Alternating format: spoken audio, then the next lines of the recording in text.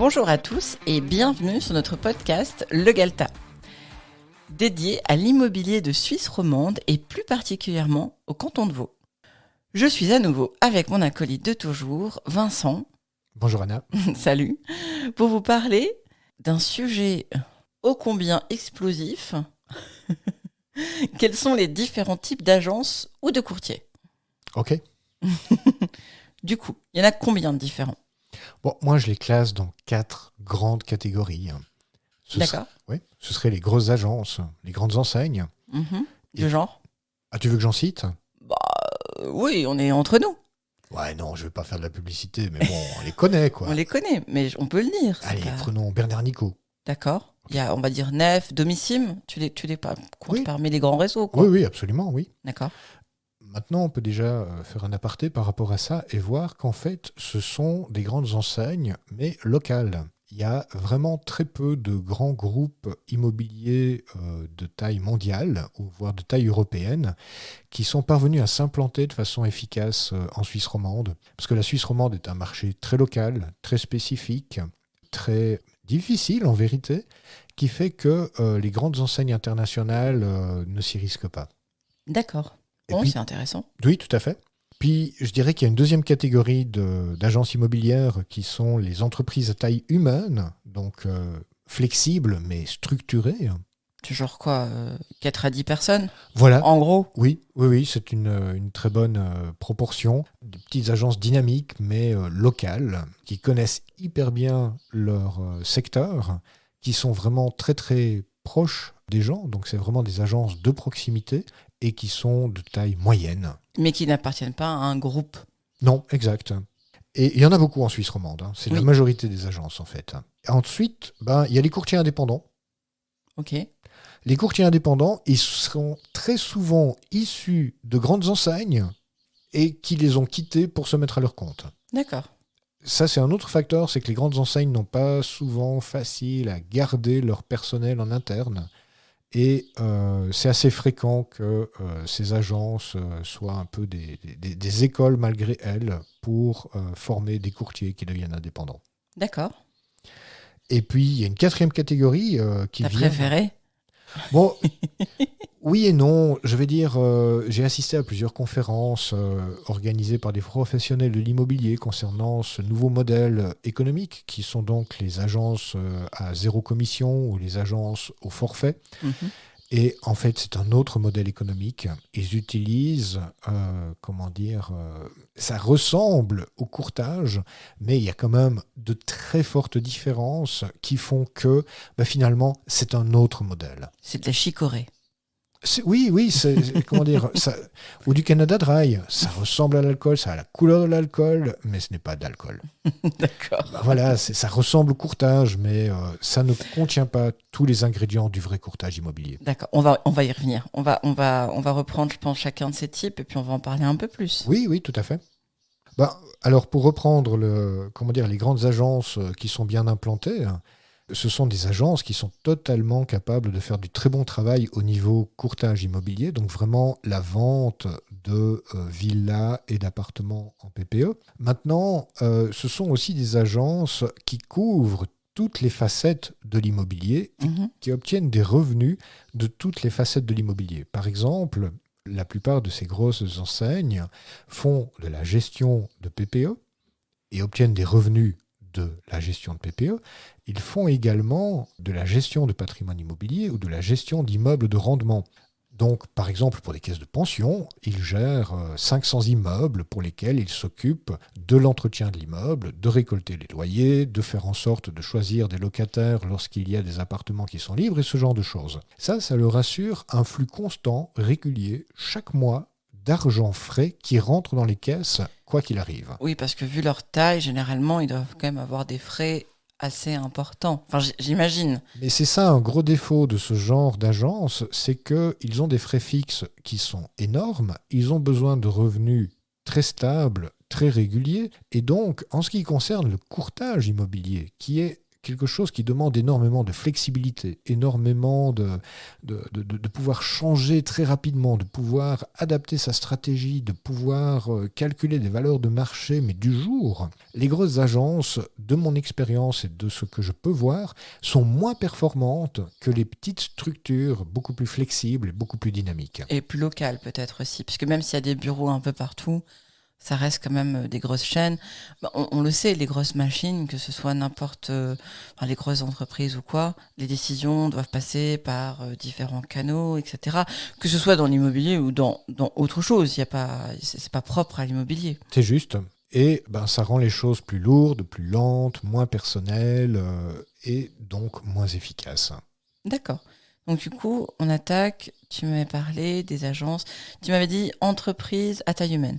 Oui, j'appelle ça entreprise à taille humaine, ça peut être des entreprises familiales, ce sont des entreprises locales alors j'ai dit entre 4 et 10 personnes, je pense que c'est toi qui as mentionné entre 4 et 10 personnes, c'est juste pour donner un ordre de grandeur. Oui. Ça pourrait être entre 3 et 9 personnes, c'est juste un ordre de grandeur, mais ce sont des entreprises... Ou entre 3 et 15, enfin, c'est pas... Le tout, c'est, je pense, plus la philosophie et puis comment la structure est faite, en fait. Voilà. Mais généralement, ce sont des entreprises qui seront spécialisées dans une branche spécifique de l'immobilier. Tu peux avoir ce genre d'entreprises qui ne font que de la gestion de PPE. Mais tu peux aussi avoir ce genre d'entreprise, comme la nôtre, qui ne fait que du courtage immobilier. D'accord. Mais du coup, on est obligé d'obtenir des résultats dans cette branche-là. On ne peut pas compter sur l'apport de cash d'une autre partie, comme la gérance par exemple, pour renflouer les caisses si jamais le courtage se passe mal. Bien sûr. Et rien que le fait d'être obligé de devoir obtenir de bons résultats pousse vraiment à la performance.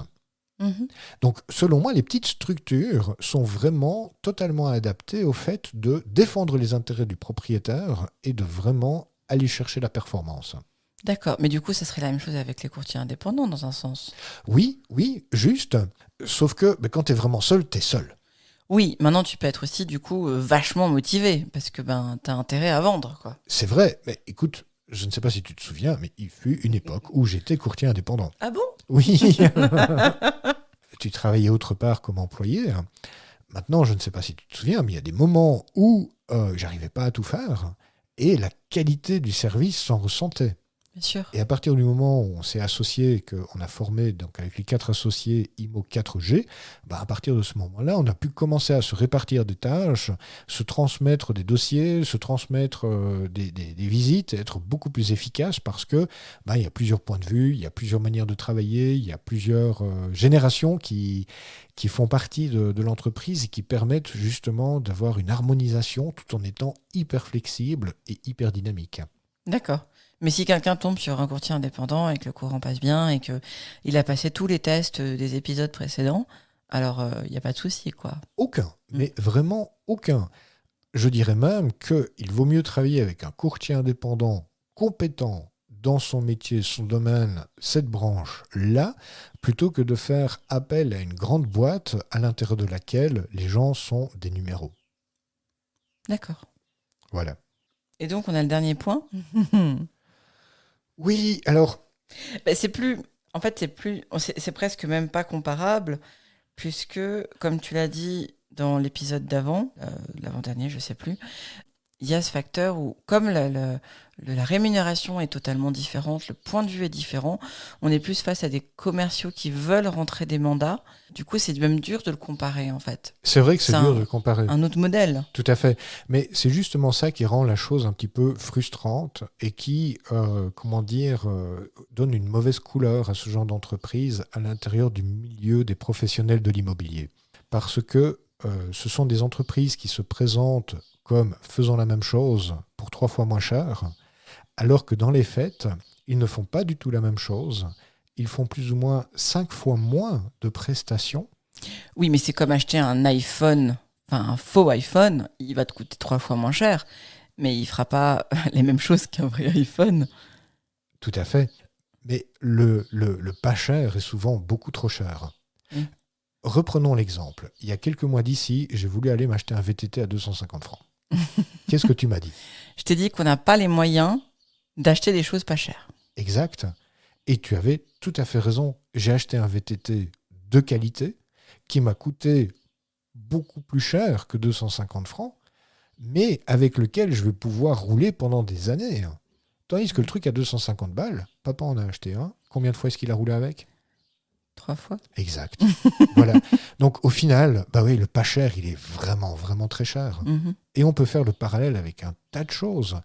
Tu peux acheter un couteau suisse imitation couteau suisse en Chine pour mais quelques centimes. Alors que si tu achètes le vrai couteau suisse Victorinox, ben là, tu auras un produit de qualité. Alors oui, il coûte 20 fois plus cher, mais il va durer 200 fois plus longtemps. Bien sûr. Donc la comparaison est vite faite. Finalement, ça vaut vraiment la peine. On a un petit peu la même chose avec les agences sans commission ou zéro commission. Alors déjà, c'est un petit peu de la fausse publicité, zéro commission, parce qu'il y a quelque chose qui est payé quand même, hein, c'est pas fait gratuitement. Mais pour moi, le défaut majeur de ce genre d'agence, c'est qu'ils ne sont plus là pour défendre les intérêts du propriétaire-vendeur, mais qu'ils deviennent, par voie de conséquence, des gens qui défendent l'intérêt uniquement de l'acheteur. Pourquoi ? Mais parce qu'en fait, ils n'ont aucun intérêt à vendre plus cher ou moins cher. Oui. Le prix de vente n'a quasiment aucune importance. Il n'a pas d'importance. Oui, parce que de toute façon, ils toucheront la même chose. Exact. Et là, personnellement, je ne suis plus d'accord.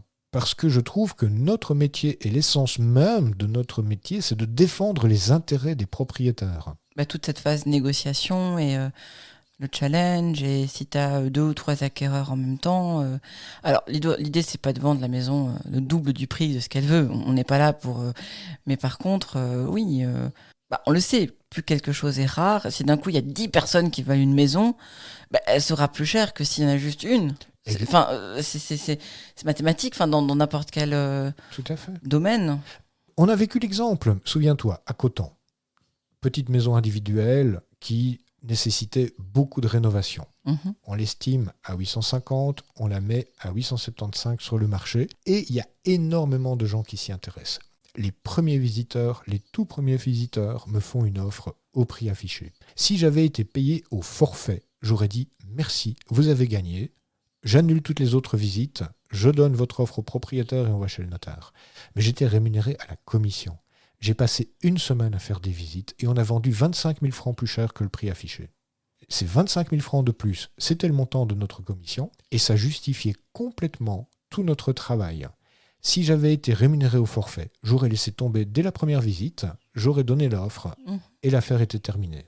Donc ça, c'est toute la différence en étant payé à la commission et uniquement au résultat, c'est-à-dire en cas de vente et en cas de réussite de la vente, sans devoir payer quoi que ce soit au départ, eh bien là, le courtier est complètement motivé à faire son travail à fond. Bien entendu, tous les autres conseils qu'on a donnés pendant le podcast restent valables, mais je pense que ça, c'est un élément vraiment essentiel, c'est un moteur clé de notre économie. Et violer cette loi fondamentale du marché, je trouve ça... Et le présenter comme étant du courtage traditionnel en plus, je trouve ça de la publicité mensongère. Et taper sur les courtiers traditionnels en même temps. Ah oui, alors là, c'était vraiment une énorme erreur de leur part. C'est le pompon. Oui, parce que, en plus, ce genre d'entreprise a été fondé par des courtiers qui ont gagné leur vie de façon traditionnelle. C'est vraiment... Comment dire ? C'est limite, ouais. C'est très limite. Surtout que, la concurrence, elle a toujours existé, et puis c'est OK. Je pense que il y a certains propriétaires qui préfèrent passer par des agences traditionnelles et d'autres qui sont intéressés par ces nouveaux modèles, et tant mieux. Mais je pense pas que ça viendrait à l'idée de beaucoup d'agences d'aller taper sur les autres. C'est juste de la concurrence. Et je pense que, on le sait, c'est plutôt sain. Ça demande d'innover, ça demande de donner de très bons services, ça demande, voilà. Je pense qu'il en faut, et le marché suisse le permet. Il permet cette espèce de compétition, entre guillemets, normalement saine. Alors après, il peut y avoir des abus, mais de manière générale, c'est plutôt sain. Mais du coup, de venir et taper sur les autres, c'est vrai que c'est un peu bizarre, c'est un peu... Genre, mais à quoi... on s'en fout. Faites votre boulot et touchez la cible que vous voulez. Et puis nous, on fait notre boulot, et puis tout le monde est content, et la vie est belle, quoi. Mais je te rejoins, la concurrence est un élément vraiment vital dans l'économie et dans l'économie immobilière. Maintenant, quand la concurrence se croit obligée de critiquer les acteurs traditionnels d'un marché, c'est très mauvais. Bien sûr. Et puis, il me semble, alors je sais pas s'ils le font tous, mais il me semble que les visites sont payantes. C'est-à-dire qu'on paye un forfait, mais si c'est l'agence qui doit faire les visites, il y a aussi encore un truc à payer. Mais oui. Et c'est là où Ça me je fait trouve... penser à EasyJet. Dès qu'on doit avoir 3 cacahuètes, il faut payer quelque chose.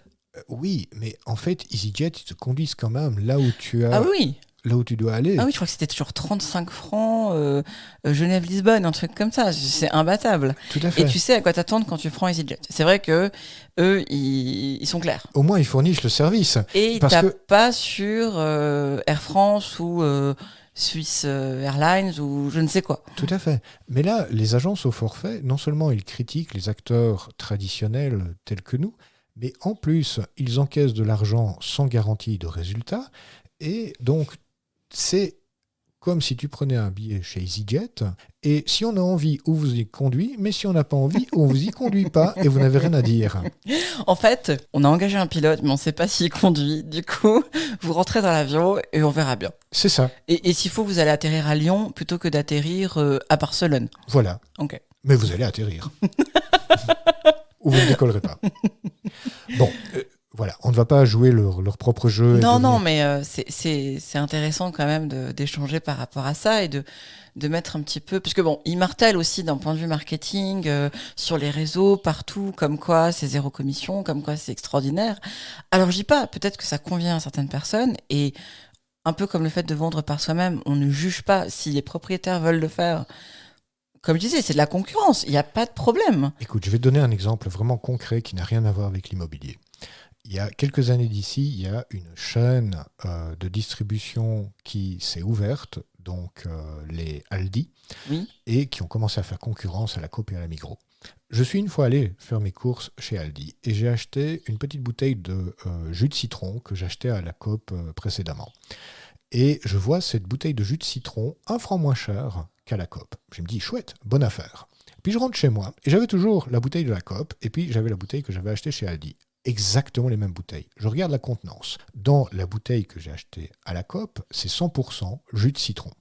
ce qui paraît logique. Tout à fait. Dans la bouteille que j'ai achetée chez Aldi, c'est 90% de concentré de citrate de je ne sais pas quoi et 10% d'eau. C'est même pas du jus de citron. Alors oui, c'est 1 franc moins cher, mais c'est pas le même produit. Ça ressemble, c'est le même emballage, mais ce n'est pas la même contenance. Et donc, vous payez un tout petit peu moins cher pour quelque chose qui vaut 10 fois moins cher, Bien sûr. limite.